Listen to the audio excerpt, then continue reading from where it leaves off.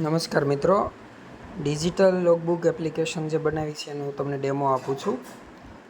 Application આવી રીતે open કરતાં તમને ઉપર 3 ફોલ્ડર દેખાશે.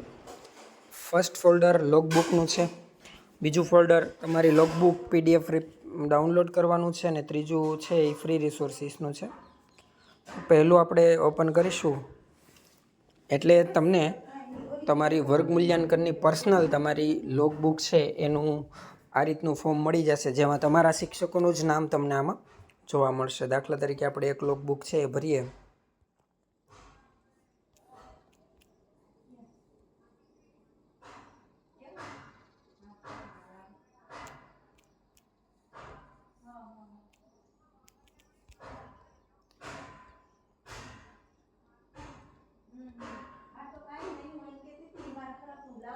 અહીંયા MMDDYY છે એટલે આપણે 8મો મહિનો પહેલાં લખવાનો છે અને આજનો જે દિવસ છે તમારે લખવો હોય અહીંયા પછી લખવાનો છે એટલે થઈ જશે.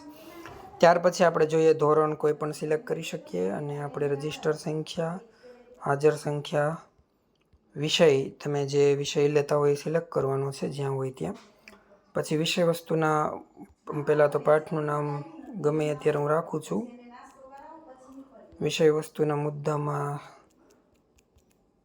અંગ્રેજીમાં હું લખું, તમે ગુજરાતીમાં લખી શકો છો. ત્યાર પછી TLM જે શાળા કે જે એપ્લિકેશન યુઝ થઈ હોય એ તમે સિલેક્ટ કરી શકો છો. કામગીરી રોજનીશી મુજબ આયોજન, જે કાંઈ તમારે યોગ્ય સારી બાબતો લેવાની હોય લઈ શકો છો. મૂલ્યાંકન કરેલ છે, નથી કરેલ અથવા ગૃહ કાર્ય આપેલ છે. નબળી કોઈ બાબત હોય તો અહીંયા નિર્દેશ કરી શકો છો અથવા કોઈ પણ એક છે.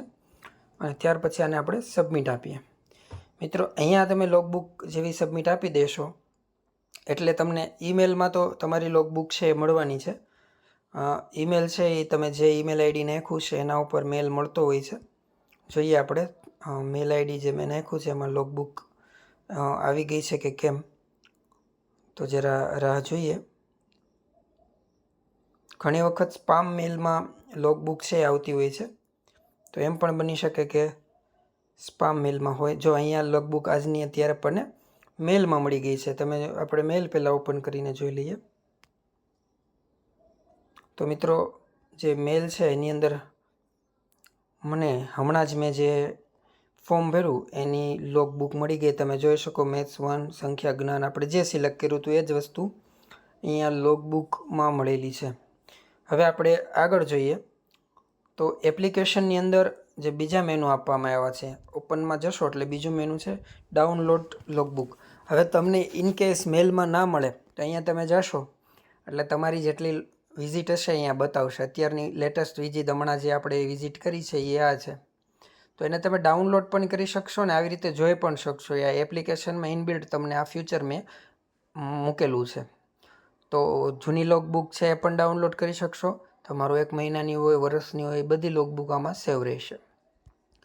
આ સિવાય મિત્રો તમારા માટે એક નવું છે ફ્રી રિસોર્સિસ. ફ્રી રિસોર્સિસમાં આચાર્યને લગતી અગત્યની ફાઇલો છે.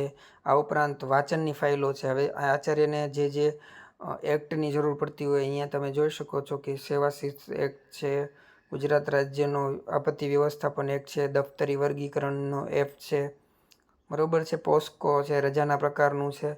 આ બધું ઓફિશિયલ ગવર્મેન્ટની વેબસાઇટમાંથી લઈને મૂકેલું છે. આ સિવાય અધ્યયન નિષ્પત્તિવાળા ફોલ્ડરમાંથી મિત્રો તમામ ધોરણની તમામ અધ્યયન નિષ્પત્તિ તમને મળી જશે.